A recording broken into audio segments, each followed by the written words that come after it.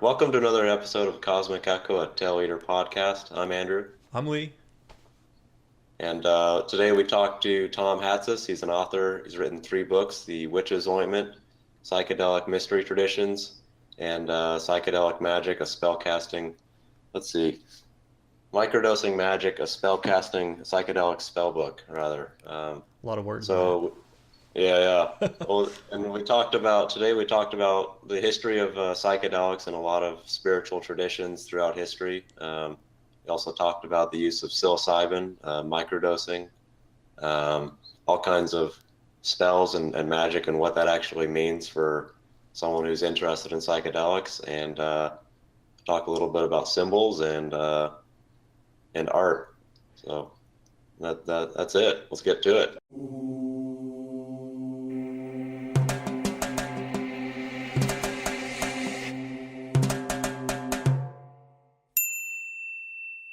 Let's just start with your books then. So you've written three different books.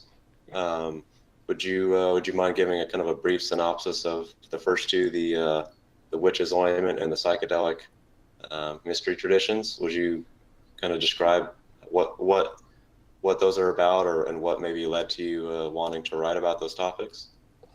Sure. In reverse order, just being interested in the topics themselves, like as far as, what got me into them. I have a thing for psychedelics and witchcraft, you know. So there's that. And so the Witch's Ointment was it was a 10-year laborious process of going to archives and translating medieval manuscripts and things like that to try to uncover the history of medieval, let's call it entheogenism. What were people during medieval times doing in their kind of entheogenic rites? And so that book is not only about what these people were doing, but how the church actually demonized what they were doing as satanic. So that's the first book. The second book, Psychedelic Mystery Traditions, was just pretty much all the stuff that I didn't want to leave on the cutting room floor from the Witch's Ointment ended up in Psychedelic Mystery Traditions. So it's almost like a prequel to the first book. I get more into the ancient history and ancient psychedelic use in Egypt, in Sumer, in Rome, of course, the Roman Empire, and ancient Greece, and a little bit up until medieval times as well. But it mostly takes place back in ancient times. Was there anything that really surprised you in all the research that maybe did you have any expectation of what you were looking for, and maybe it turned into something different? Yeah, actually, quite a few things. In researching my book on the Witch's Ointment, I was very surprised to find out that the majority of witches burned up until about 1300 were men.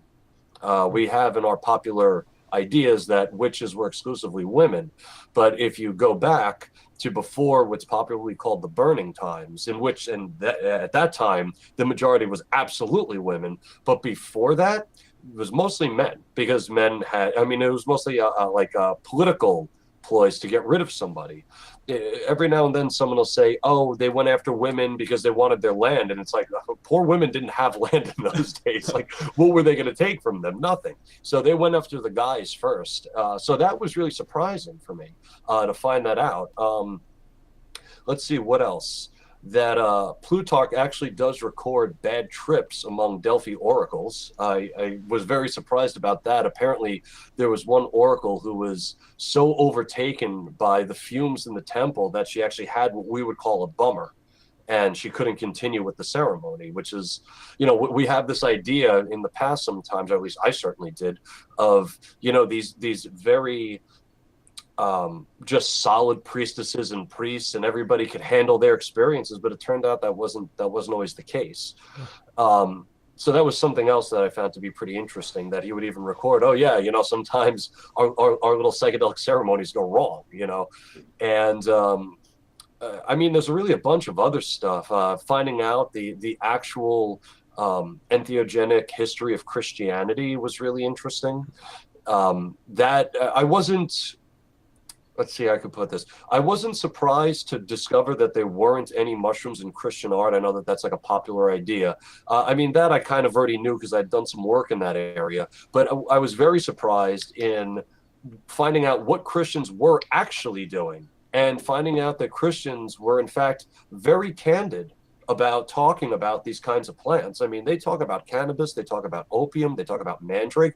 They didn't have any problem with this. So the in modern days, you have conspiracy theorists saying that, oh, they wouldn't talk about this stuff, and it was this secret group of priests that just hoarded all this. No, no. They encouraged people to take psychedelic. Origin tells people to take drinks of mandrake if they find that, they're becoming too horny or something, or they want to go gamble, or if they're feeling spiteful against somebody. He says, oh, yeah, just drink some mandrake beer. It'll mellow you out. You'll be fine, So he got another guy named Macarius who, I mean, he would light up cannabis, right, before his congregations and then read from the Bible. And his biographer John of Aleppo had absolutely no problem writing about this. I mean, it's very candid. It's like, oh, of course the patriarch lit up the cannabis and then started to say the prayer, and it's like, wait, what did I just read? So it's I guess that would be another one. It's just how candid Christians actually were about using these things, and how that actually points to there not being any mushrooms in Christian art, because why would you secretly hide something? Why would you hide the mushroom but talk about cannabis and opium? That doesn't make any sense. So that I thought was interesting. The whole broomstick thing with witches, I don't know if you've ever heard that whole thing is total BS. Oh, I can't probably curse on your show, right? No, it's good, man. You can do whatever. Got it. So that's total. The whole broomstick masturbation thing. If you're familiar with that. Oh, okay. So in popular lore today, people will say that our image of a witch flying on a broom comes from women masturbating with these psychedelic ointments. They'd rub the ointment on the broom and masturbate, and that's where you get the idea of flying on a broomstick, right? Because they were high, they were flying. Now, while women absolutely did use these kinds of entheogenic ointments, and they absolutely did insert them into their, vaginal areas, that whole idea of masturbating with a broom was actually invented in 1972 by a guy named Michael Harrison, and then was picked up by the anthropologist, the just recently passed on, Michael Harner, in his book Hallucinogens and Shamanism. And it's a very sensational and charming idea, but there's actually, when you go back and look at the records, which I did for 10 years, deep archival work, I mean, there's no truth to that at all. I mean, there isn't a single mention of it anywhere in history. So that was something else that I went into my research, believing was actually true, and then turned out to be totally false. And I would also say probably, and I'll end it on this, the most surprising thing was how many different ways people used these kinds of psychoactive plants and fungi. So much so that in my new book, Psychedelic Mystery Traditions, I had to invent an entire new lexicon to describe these kinds of experiences. So a moment ago, I had mentioned the wise woman of medieval times using the ointments, and I referred to it as being an entheogenic experience. Technically, at least within my new vocabulary, I don't call it entheogenic anymore. I call it somnotheogenic, generating divinity in dreams, because that's what these women were doing. They were taking these highly soporific ointments, rubbing them on their arms and, in their nether regions, and they would have, they would fall into this deep, lucid dream state where they would meet these fertility goddesses who would teach them the virtue of herbs and stones, and how to prophecy, and how to heal their neighbors. So that I would now actually call somnotheogenic, not entheogenic, because they weren't generating the divinities like inside themselves, as the definition would state. They were generating divinities in this dream world, which they believed to be a totally different sphere of reality. Interesting. Speaking of Christianity, I mean, did you, and witchcraft, did you, in researching for the ancient psychedelic mystery traditions, did you come across any relation with that in the Cathars, the Cathar movement from, they kind of died off around the 1300s or the 13th century. Did that ever come in your research? The Cathars did a little bit, but I didn't find anything about them using any psychoactives. I did find some some kind of fringe groups of Waldensians, which was another heretical group at the time, and they seem to have been using psychedelics. And that's not to say that the Cathars weren't, it's just that we don't have anything to go on. Interesting.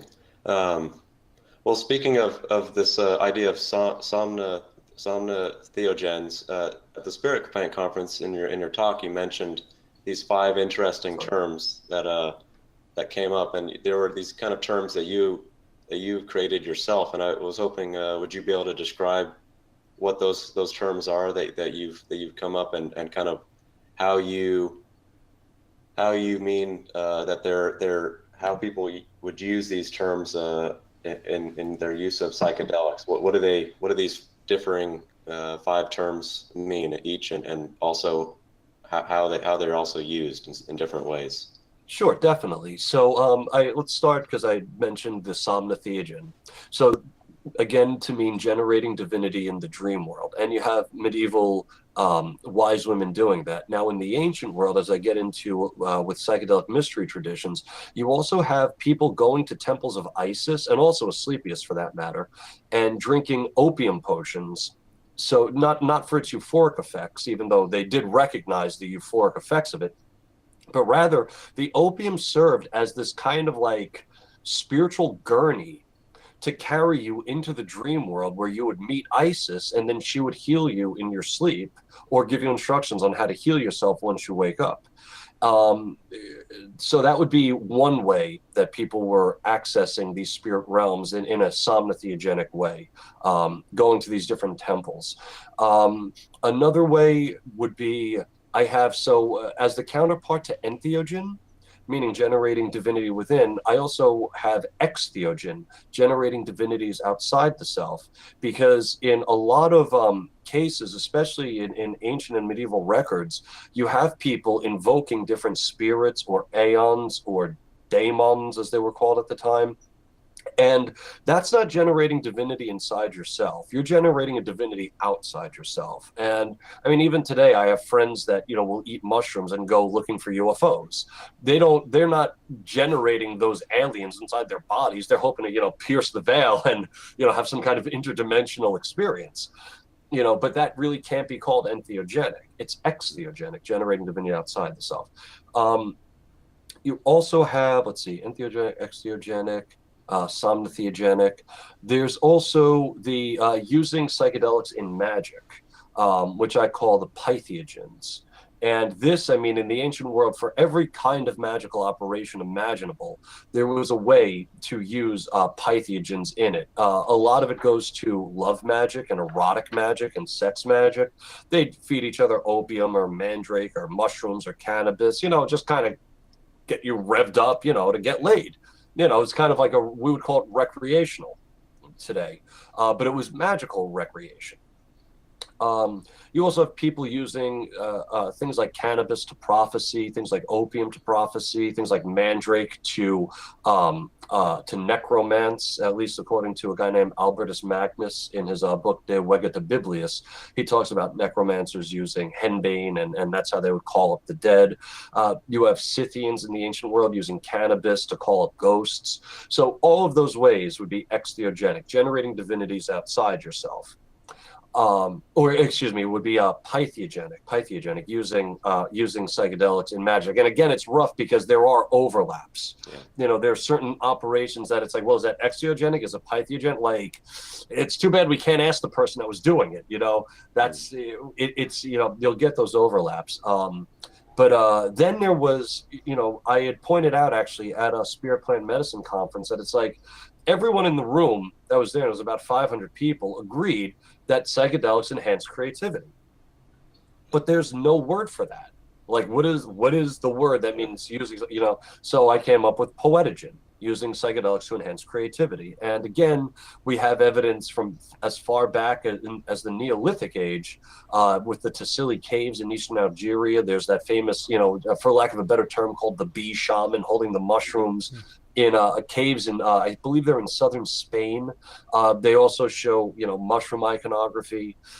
So this is all poetogenic. I also show in psychedelic mystery traditions, I know earlier it said there are no mushrooms in Christian art, but I did find an illuminated manuscript image that, for reasons that I get into in the book, I have reason to believe that this person actually ate mushrooms, and that's what inspired this individual to really embellish the lettering when writing out the chapter for mushrooms in Santos Ardaine's Liber de Venenos, the Book of Poisons. So this was just somebody copying out a manuscript, and all the titles for all the herbs and plants and everything in this treatise all look very normal. Like there's nothing outlandish about them at all, except when you get to the entry for mushrooms. It like has flowers on it. It's all flowery looking and flowing. I mean, this looks like a medieval hippie druid, you know, and if you only see it in a vacuum, it just looks pretty. But when I looked in every page of this manuscript, and there's only this one that looks like this, that is so embellished. So that, I think, is poetogenic. And let's see I think that's it. Yes. Mythiogens. I had to Mythiogens. Yeah. Yes. Oh, thank you. Yeah, I don't even know my own book. Yeah. The Mythiogens, which is generating epiphany. It's using some kind of psychedelic agent to give somebody an occult secret. So in The Witch's Ointment, I write about these women living in Finnmark who would use ergot, which is the base element that forms it's a precursor for LSD. They would put these little ergot spurs in milk and give them to people to kind of bring them into their group. And they would know all the secrets of occultism after they took this drink. And it's like, yeah, because they were having a psychedelic experience. Heretics did that too. Oh, sorry. Oh, no, interesting. Yeah, I mean, that's with that discussion about epiphanies and visions. Did you, in all your research, did you come across how people using entheogens and as for purposes of mythogenic purposes or pythogenic purposes, where it had very real, profound effects on, say, a culture or a civilization or in history itself?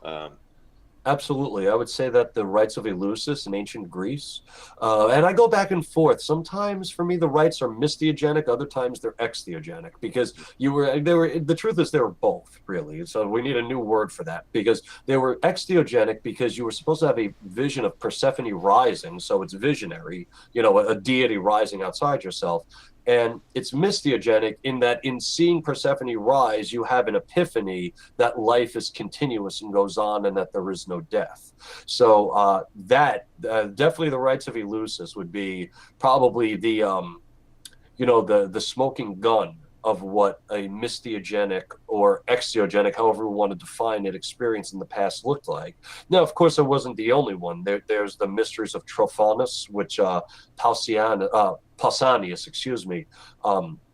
writes about in his Geography of Greece, where he's given these two potions, and they seem to work in some kind of way, almost like with DMT, with ayahuasca, where you need the root and the vine, put it together. It seems like this was something, maybe it was like that, or maybe only one of them had an active ingredient in it. We don't know, but this guy Pausanias would be fed this drink, well, these two drinks, and then put into this small, almost like coffin-sized thing underground, which seems kind of terrifying to me, but that's how they did it. And you would ask Trophanus, the deepest questions of your life, and he would respond, and that would be your epiphany. That's another mystiogenic rite in the ancient world. Wow. What about that? What about that one you mentioned, the conference where these people were using? It was these seven men and 7 women were. Oh yeah, that was a very fascinating. Could you talk more to that? Oh, absolutely. That's one of my favorite mystiogenic rites from the ancient world. Yeah, I gotta blow my nose 1 second. Sorry, you might want to pause this. Sorry. We can edit it out. No problem, man. Okay, cool. The mystery of the Light Maiden. So the mystery of the Light Maiden, was a Gnostic rite. And I just have to get into a little Gnostic theology real quick, or else this won't make any sense at all. So let me first say that when I use the word Gnostic, I'm using it in a very general sense. Gnostic beliefs changed from one group to the next. So we today commonly just like to set up this whole Gnostic versus Orthodox kind of paradigm. That was not true. First of all those groups saw themselves as Orthodox. We happen to call the guys that won Orthodox, but they were all Orthodox in their own minds. But Gnostic theology changed from group to group. But there was one particular rite that seemed to kind of straddle different groups, which was the mystery of the Light Maiden. And the theology behind this was, in a broad sense again, Gnostic theology holds that everything started with one supreme being, and that this supreme being is so far removed from humans that we will never be able to understand it. But there are these things called aeons that are kind of like a buffer between humans and the supreme being. These aeons occupy what's called the pleroma, or the fullness. Our modern Christian idea of heaven grew out of the Gnostic pleroma. So this one supreme being emitted these entities into the pleroma. They kind of came forth from it. So this being was living, right? The supreme being was alive. So living came forth as an entity. This being was just, so justice came forth as an entity. This being was loving, so loving came forth as an entity. This being was wise, so wisdom came forth as an entity. And the mystery of the Light Maiden deals with this last entity of wisdom, called Sophia by many of the Gnostics. What happened was Sophia ended up having intercourse with herself, and she gave birth to this bastard child called Yaldabaoth.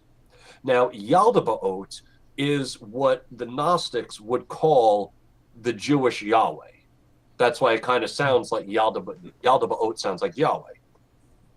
Yaldabaoth was the creator of the material world and all that's evil and all sinfulness and materialism that comes with it. So Sophia was kicked out of the pleroma for this act, for creating a being that created the material world. Getting back to the mystery of the Light Maiden now. These 7 women and 7 men would be selected. We don't know how they were selected, but they would hold a cosmic orgy in which they would have this beautiful bedchamber that'd be filled with, these decorative pillows and tapestries and burning incenses.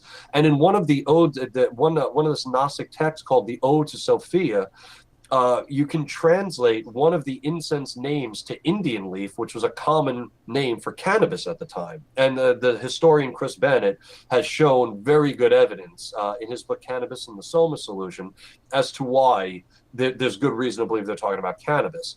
So what happens is through the sacraments, I should say, of coitus and cannabis, the 7 women and 7 men would hold this orgy, and the women would become reborn as Sophias, and the men would become cosmic Christs, and this would allow Sophia back into the pleroma as the Light Maiden. So would this occur every year? We don't know. What were they? Do you have a sense for what they felt was the outcomes that for their culture, for however long these people were the Sophias and the Christ figures? Like, well, what were they looking for? They were looking to escape materialism. They were looking to become what were called perfects, people that had true gnosis, just meaning knowledge of the self, knowledge that you come from the pleroma. So, and having these kind of icons or these perfects, the rest of the population would fall more in line with this belief system. Well, it maybe that's what they wanted to happen, but the opposite is what happened. The perfects actually were quite arrogant and pretentious, and it was that arrogance and pretension that actually led to the proto-apostolic becoming Orthodox, actually winning all the fights. One of the problems, we tend to think of Gnostics as like these lovey-dovey hippies or whatever. They were real assholes, actually, some of them.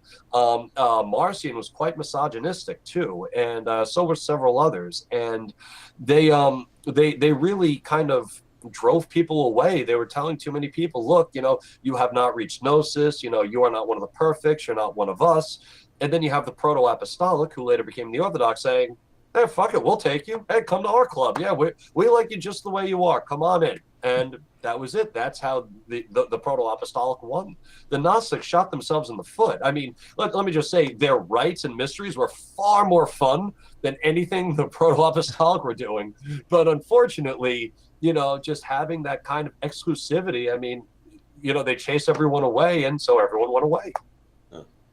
And then you have another problem with other Gnostic sects where they thought that the flesh was so evil that they didn't reproduce.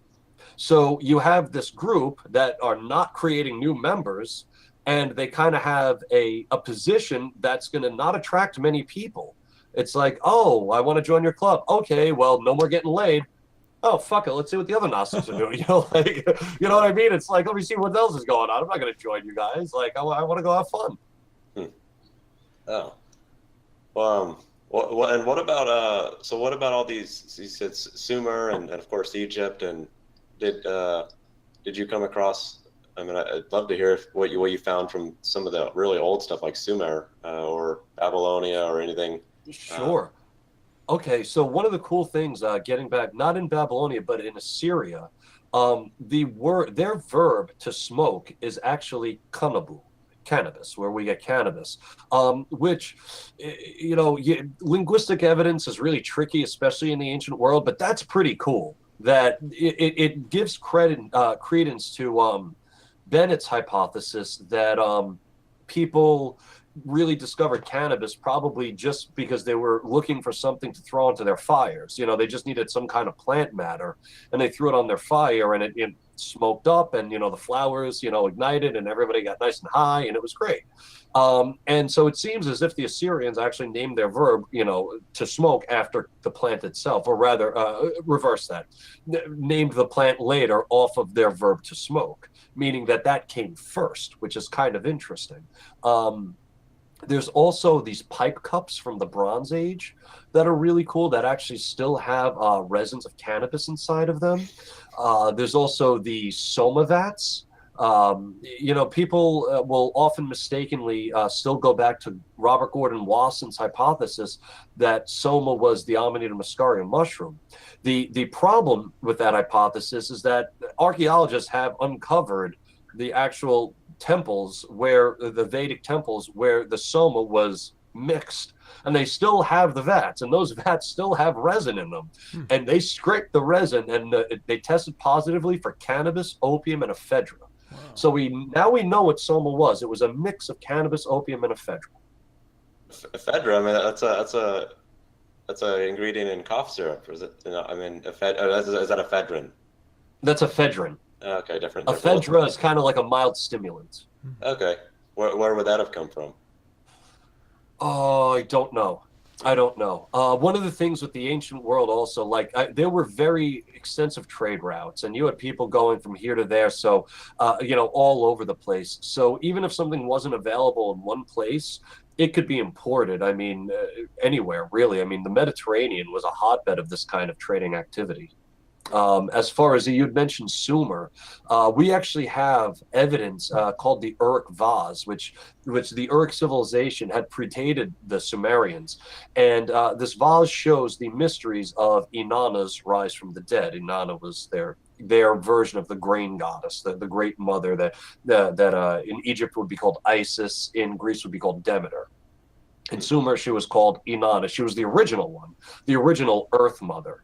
And on this vase, it shows Inanna rising from the grave as both opium poppies and grain.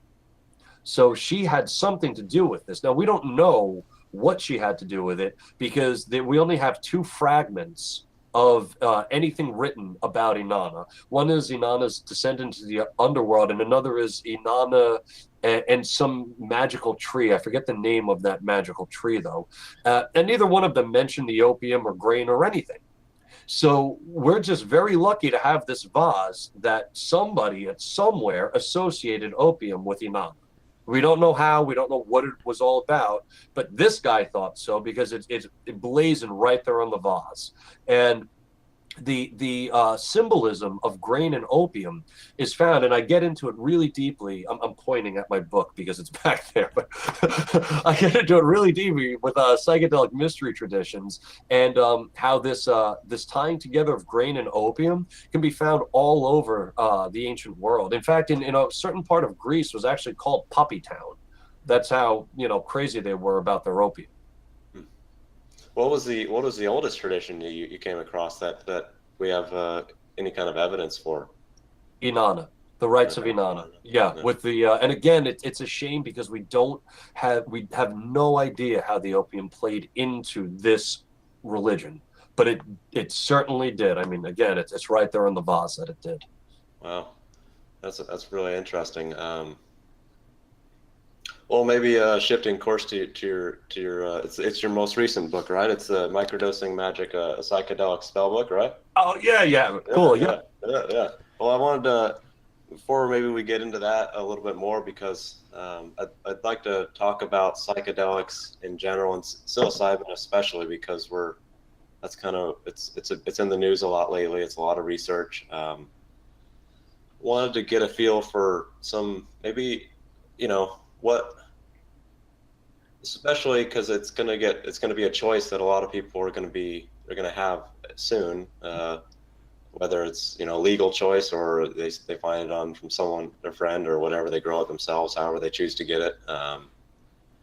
What is your, what would you recommend or advise or caution for someone that, say I have no experience, I'm curious, I wonder if maybe this can help with certain things, or I can, what would be your kind of sense for someone that's new and is interested in this topic? Sure. The first thing I would make sure is that you're physically healthy enough to take these substances. If you have any kind of heart trouble, or if you've had any kind of surgery on your heart or anything like that, psilocybin mushrooms should probably be avoided. If you're taking SSRIs, psilocybin should be avoided. You can come down with what's called serotonin syndrome.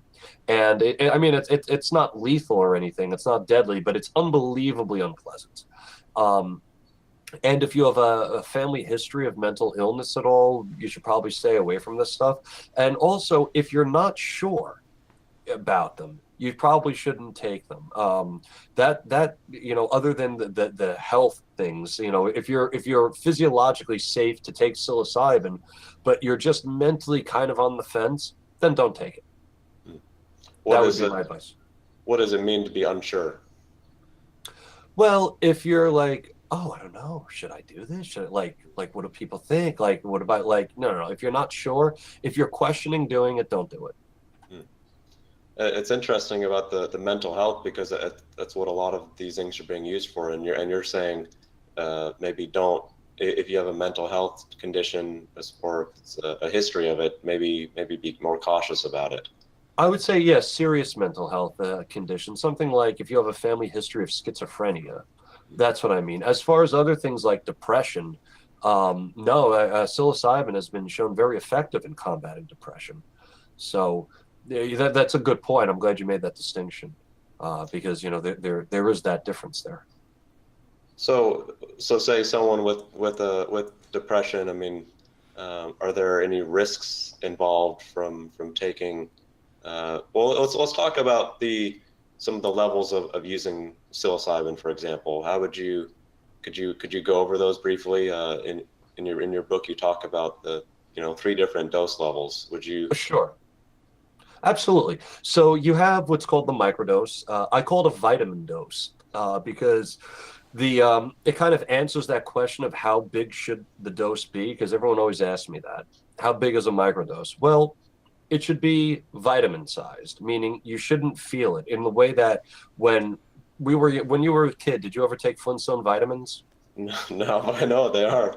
Okay. Well, I did take Flintstone vitamins, and I never felt like I was high on Betty Rubble, because it's a vitamin. You're not supposed to feel the effects of it. Microdosing works the same way. Although some people would argue, you could have a little bit of a feel to it and you're still microdosing. Sure. I would say that a microdose is probably between 200 to 400 milligrams.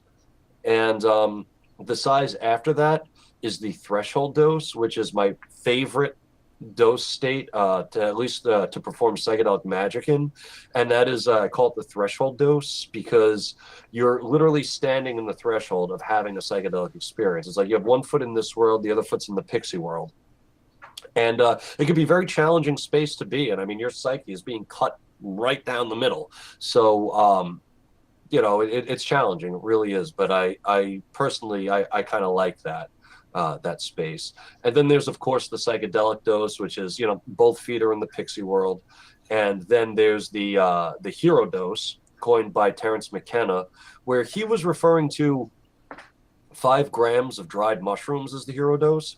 I don't see the hero dose in the amount you take. I see the heroism in how deep you're willing to go.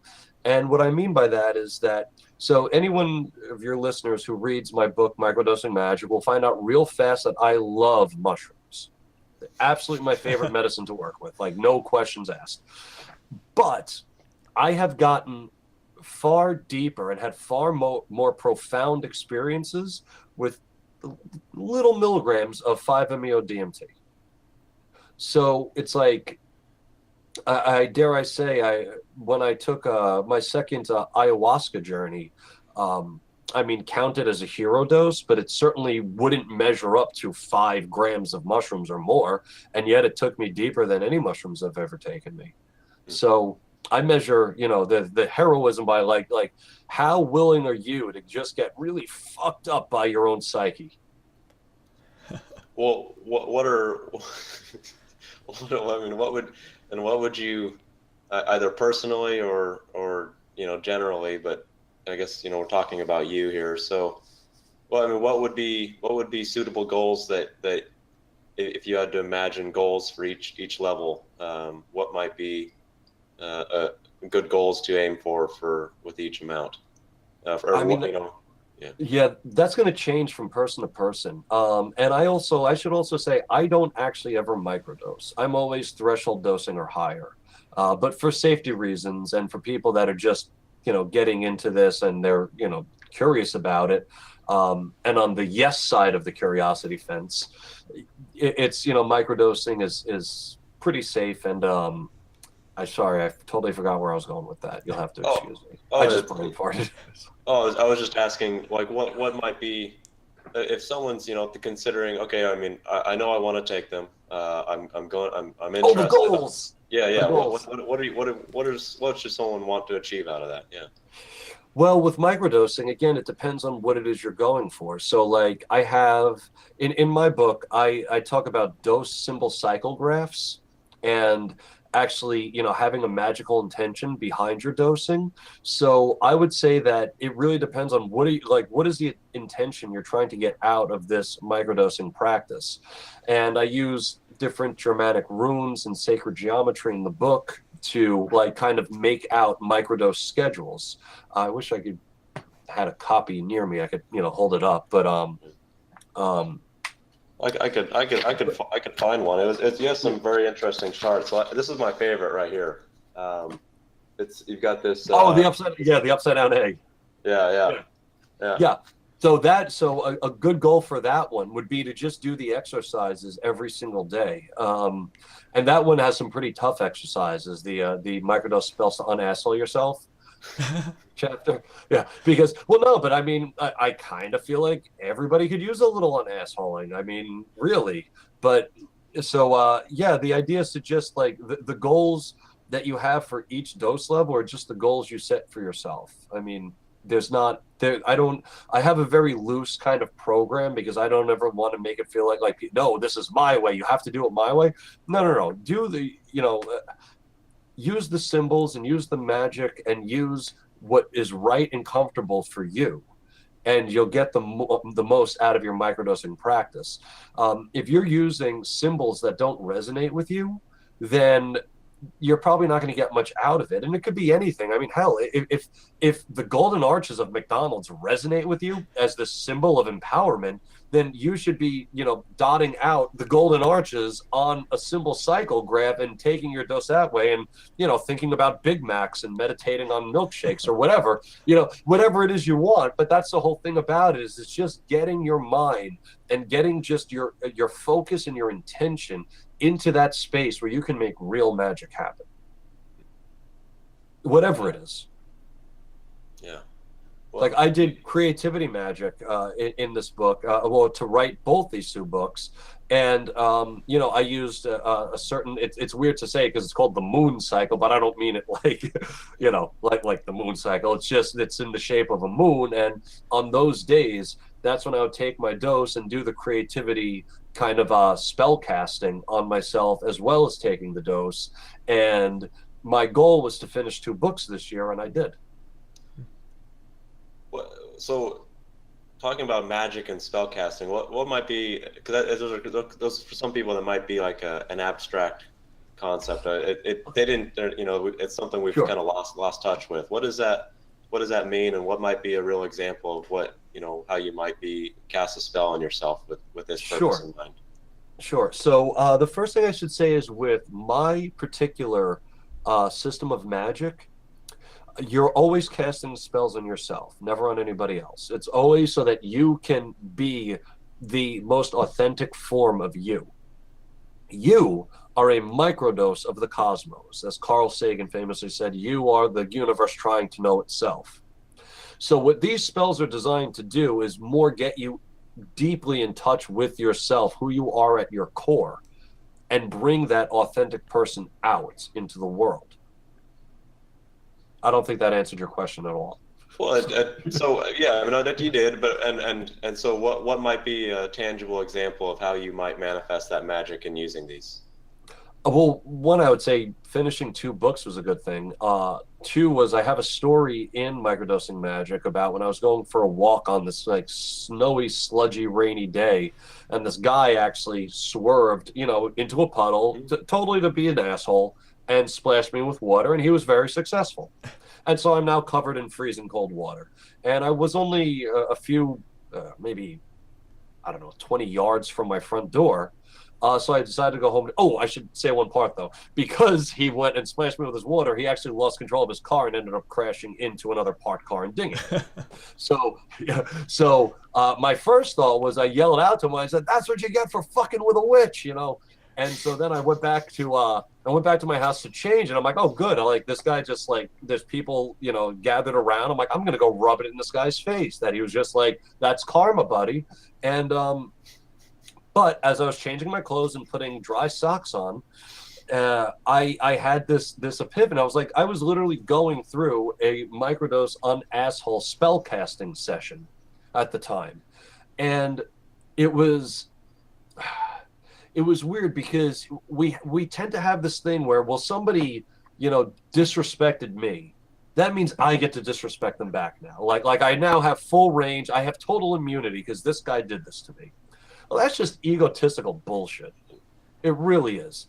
And so by the time I walked back to the scene where it, hit this car, I was just like, I didn't turn him in or anything, and people were asking me questions about how he drove, and I said, no, he was driving really safely, and, look at the condition of the roads. And I'm in Portland. God forbid they ever plow the streets when it snows. So, and as I was like, look, he didn't, he shouldn't be held responsible for this. The roads are terrible, right? And so his jaw dropped, and he was like, I cannot believe that this dude is just totally covering for me right now after I was just, such an asshole to him. So everybody breaks away, and he takes me aside, and he's like, he says as much, like, I can't believe, you just did that. Like, what? I was like, dude, I'm like, here's the deal, man. I don't actually think you're a bad person. We all do things every now and then that we probably shouldn't have done. And, we realize afterward, maybe that wasn't so funny. You might have thought it was a joke, but when I was standing there covered in freezing cold water, it really wasn't all that funny. But still, I don't think you're a bad person. And I don't need to ruin this guy's life. What if he had a driving job? You know what I mean? And he lost his license, or he had kids. I'm sure he didn't need this on top of whatever is going on in his life, that he had to be a dick to me for no reason. So I went into his wallet, like he wanted to pay me off and be like, oh, here's some money. I was like, dude, I don't want your goddamn money. Come on, dude. Like, just remember what happened. And the next time you're thinking of kind of being a jerk to somebody, just remember this right now. And he said, I totally will. And we shook hands and we both just walked away. And I continued my walk in the sleet and the snow because I'd been cooped up for days. I was just like, I got to get out of this house. But, you know, that I think, had I not been on a microdose cycle that specifically was, you know, a deholification cycle, as I call it, I probably would have been back there and called the cops and said, yeah, arrest this guy who's driving like a jerk, you know, like, but I didn't. So I think that was a real, you know, that for me was the thing that made me realize, oh my God, like there's something really, you know, extraordinary about these fungal allies. Like they totally just made me not be a total dick to this dude. And again, I had total immunity. I could have, and I didn't say anything other than that he wasn't driving like a jerk, even though he was. What do you feel like in that instance and all your other spells that you're working with? How do you keep yourself grounded to that intention? Like with that example, how did you, you know, how can and really how can someone else that wants to use microdosing or higher dosages with an intention in mind? How was it just the act of making the calendar? Is it a mantra that you use? How are you keeping yourself grounded to your intention? Because it's otherwise it can be easy to lose that intention. You are 100% correct, Andrew. So what I do is there's the spell casts that I do on myself, which are all ego tempering spells. So as just one example, for a full day or several days during that upside down A cycle, I won't use the word I at all. No, I want this, I believe that, I think this. Nope, you cannot use the word I. Two things are going to happen that you're going to notice real fast. One, you're going to have to come up with some very creative ways to say sentences. And that's good because that builds your creativity magic. All my magic builds on itself. And two, what you're going to notice real fast is that when your friends come to you with, you know, if they have a problem, they want advice, how often you actually use that as an excuse to talk about yourself. You'll notice that real fast as well. So these are just little ego tempering things that I do to kind of keep myself in check. Now, there's something else I do on each one of those days that I'm taking like the unasshole cycle. I don't, let's get into this now because this is one of the major differences between microdosing and microdosing magic. With microdosing, you're just taking your dose and going about your day. With me, microdosing, me taking a dose, that takes an hour. I take my mushrooms and then I meditate for a half hour because that's about as long as it takes for an experienced meditator to reach that calmed headspace and, that meditative space. Now, coincidentally, because Gaia loves us so much, a half hour is also about as long as it takes for mushrooms to start kicking in. And so what happens is I'll switch at that half hour mark from meditation to visualization. And I'll do visualization techniques because once the mushrooms start firing, it's like in the creative juices are flowing. It's very hard to hold a visual space. I mean, it's hard to hold a visual space even without the aid of a psychedelic. But with it, it's like adding extra, weights to a barbell. It's very difficult. But what I do in that visualization space, and this gets back to your question, is I'll think of scenarios that ordinarily would have probably pissed me off. And in my head, I react to it in a calm and focused and in an un-asshole kind of way. And now there'll be just general things like if somebody cuts me off or something, or somebody goes a little over there. I should shut my phone off, sorry. Somebody goes a little over the the white line by a stop sign on my bike, they almost hit me, things like that. It's just setting up and thinking about things that might potentially happen, or if you have some kind of a work project or something at your job and you're a little concerned because one of the people on your team is kind of lazy. When you're having that conversation, in your head with that person, be nice and try at that point to think of how do I get the most out of this team member? Not how do I belittle this guy and, force him to do a job. What are the things that I could say here in this space, in this visualization space that I have total control over? What can I set up? What kind of scene can I create so that, Bob over here actually, isn't bringing up the rear? So different things like that. And that's the kind of stuff that, spells, when I talk about spells I'm casting on myself, it's these visualizations and these exercises, like not saying I, or not talking for a full day is another thing I'll do. And not a day where, I'm just going to binge watch YouTube all day. Like I will plan a very active day with friends and, go do all kinds of activities, but not say a word through the whole thing. Yeah, that's very helpful.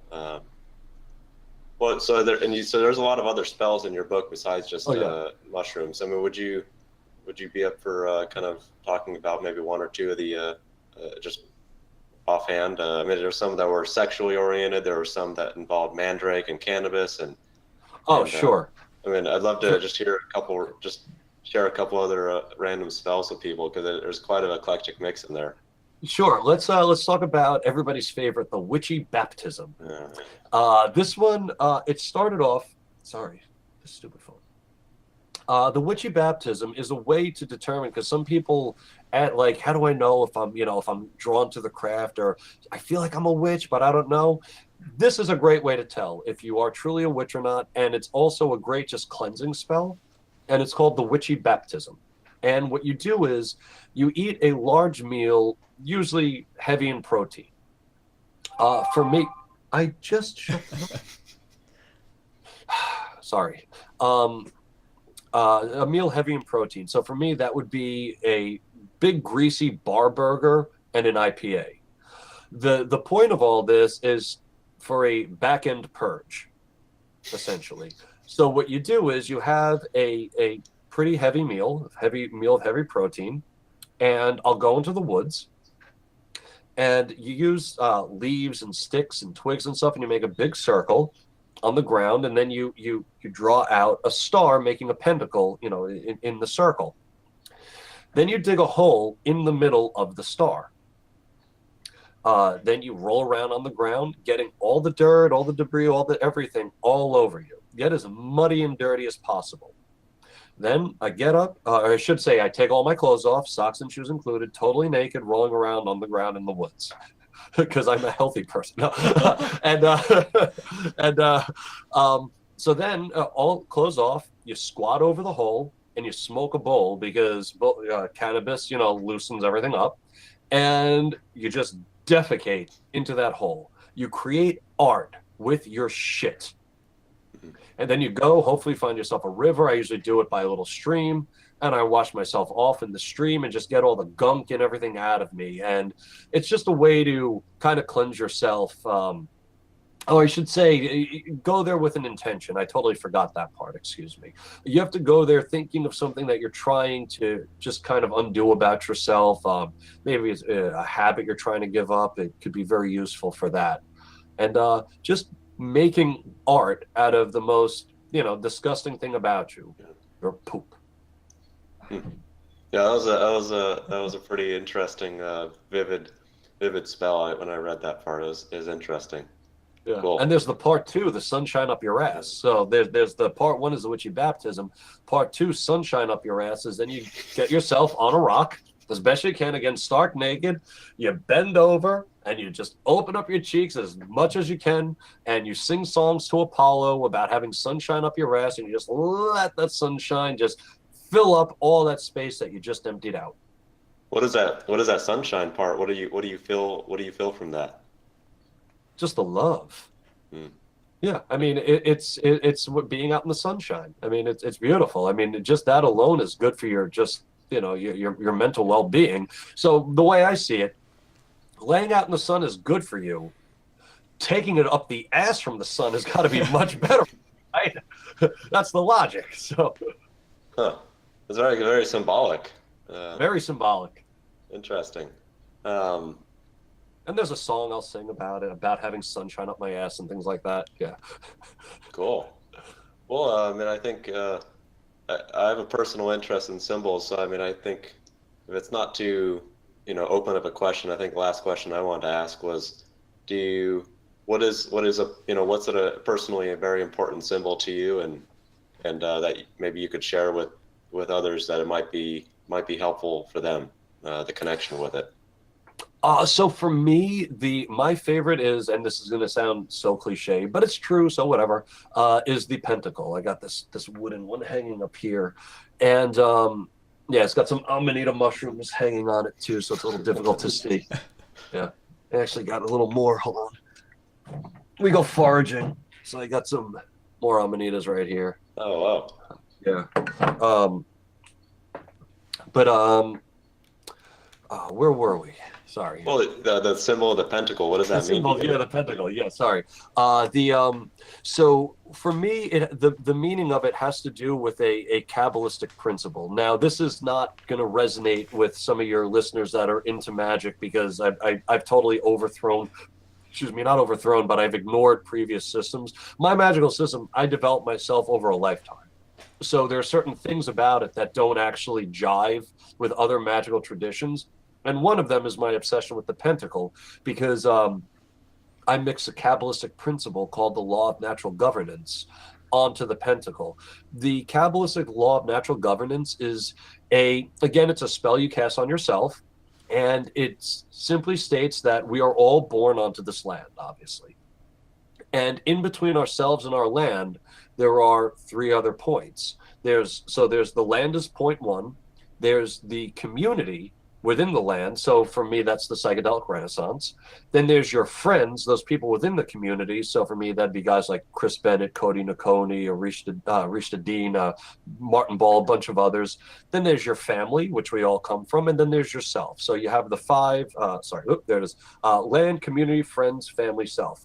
And this law of natural governance states that serve yourself, serve your family, serve your friends, serve your community, and serve your land, and all will do so in kind, allowing you to bring your inner world into the outer world. And being able to walk along this path, the path you choose for yourself. I mean, I won't get into all that, but anyway, I was about to ramble again. But yeah, so that's why I personally love the pentacle, is for that reason, is because that's what it means for me. Well, I got to ask one more, even though I said I was done with my questions, because you mentioned the Amanita muscaria mushroom, and that's a very interesting one to me, just because well, it's poisonous. So I mean, how do you work with that, and what do you do with that? So with Amanita, you have to dry it. Dry it really, really well. Most people have food dehydrators that they'll use to dry the mushrooms. They're pretty excellent in wine. Amanita muscaria. So my partner and I are going to be getting into, now that we're actually in the mushroom picking season, we're going to go get some more Amanita muscaria and start making some Amanita muscaria wine. And kind of just experiment with that a little bit. So the wine makes it safe to consume and get the. It's safe to consume. So Amanita muscaria are weird because everything you read about the Amanita muscaria will tell you that this is very dangerous. It's not even worth it. You're just going to get right. Yeah, exactly. Yeah. But anybody that's ever taken Amanita muscaria says the opposite. It says actually it's a really mild kind of trip. It's not even really trippy. It's more of there's just somewhat distortions in the size of your body and distance between things. Yeah, it's again they don't seem to be all that dangerous as long as they're prepared properly, and that's true with most things. As long as you prepare it the right way, it's probably not going to harm you too much. The only real quick, I mean, we're kind of running out of time here, man. But the only question I had kind of goes back to your what we first were talking about with psychedelic mystery traditions. I've been focusing a lot on the psychedelic artwork historically, as well as like recently. They don't, oddly enough, from my perspective, psychedelic artwork hasn't really changed. Usually in the old traditions, it's very detailed, very colorful, and strangely enough shows this like usually a person or something like that represents a person being very like if you draw a line down the center of it, it's like the same on both sides. The person has, it's, your head, your person has generally the same sides if you cut it down the middle. Of course. So, yeah. But there are slight differences as well. So like in some of the old traditional artwork that you showed us in the conference, Sometimes on the left side and right side, the individual or the artistic representation of the individual is holding different things. And also you showed where the shaman was building their kind of their temple, and in the center they kind of had like jewels that were aligned very or the cross very central, and then on the right and left side it seemed like it was very distinct differences in that. And I hope that you're kind of getting where I'm going with this question, and I'm trying to see from your perspective, have you noticed any of those like symbolical relationships to like the human body or the human spirit being like left and right and center through these artistic renders of through history and today, and what maybe that means to you if you did notice that? Because I haven't really noticed it until now, so I'm trying to from somebody that has researched a lot about this stuff, I'd imagine that you kind of picked up on that. Are you referring to like the liminal space? Like, is that what you Right. mean? Where you Yeah. Okay, So so where you you had have like that. Ishtar? Oh, Yeah, you what? had that in the shamanic. I know this is like a really drawn out question. It's not really even a question. It's like discussion. In the shamanic preparation, the you had the cross in the center. Sometimes they had like the stones and stuff like that in the center too. But then on the outside, they definitely had like it seemed like almost a masculine and a feminine side to the tools that they were going to be used during the ceremonies. And then in the art you can if you I've started to look at like the modern psychedelic artwork as well, and I'm seeing these same kind of patterns where it's like a feminine side and a masculine side, with the center being like the human body or a goddess or something Oh, like that, representation representing like a holistic um, synchronicity kind of experience. And I'm wondering if you've picked up on that as well, because you've looked at yeah, historical artwork all your life. yeah. Absolutely. So, you see it mostly in alchemy treatises with like the divine hermaphrodite as well, and they're just they're representing the polarities of life. At the end of the day, it's just that you need both of these creative forces in order to make something happen in the middle. Um, Nothing. I'm trying to think. The thing is, the pieces, especially the alchemical pieces, are just a little too complicated Yeah. to get into at this point if we're about to end this No, no, interview. I understand. Yeah. Yeah, it's it just it has to do. I write in psychedelic mystery traditions about the sacred marriage, and that is this this coming together of these two forces at Eleusis. They had the Haye Kaye cry, which they'd say rain conceive, Haye Kaye Mm. rain conceive, to the sky and to the ground, and that again is part of the sacred marriage. The idea also of adding, at least it seems to be, a psychedelic to alcohol also represented this sacred marriage Hmm. in the ancient world. The alcohol representing the Dionysian male, and the pharmacon, as I call it, representing the Demeter sacred feminine. And that was, you put the two together, and you have this, what would we even call it? Just this kind of like almost epiphany in a glass. No, that makes sense, man. Yeah, thanks. I mean, I'm just gonna be focusing on that a lot more and really look at it from that perspective. So thanks for giving that answer. What is Absolutely. yeah? What are some ways that people can get a hold of you, get your books, find out more information about who you are and what you're doing? Sure. Psychedelicwitch.com is my website, and my books are all there for purchase, and I have some articles and some videos on there as well. I'm on Instagram at Witchydelic, WITCHYDELIC, and of course, Facebook.com/The Psychedelic Witch. So the website is just Psychedelic Witch, Facebook is The Psychedelic Witch. Awesome, man. All right, great. Well, thanks for spending so much time with Andrew and me and talking about your experiences and your work. It's been enlightening, even though Andrew spent a lot of time with you. I've been listening and just blown away by, especially the stories. The stories were always great. So thanks so much, man.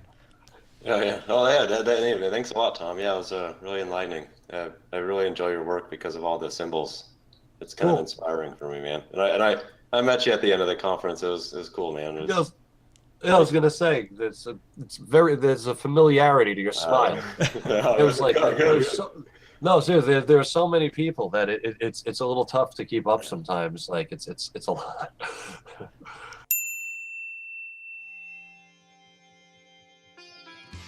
If you enjoyed this episode of Cosmic Echo and would like to learn more about Tom and his work, you can visit our website at taileaters.com/CE podcast. Additionally, if you'd like to continue the discussion about this episode or other Cosmic Echo episodes, you can do so by clicking on Community at the same website. We look forward to bringing you additional episodes in the near future, but until then, happy dreaming.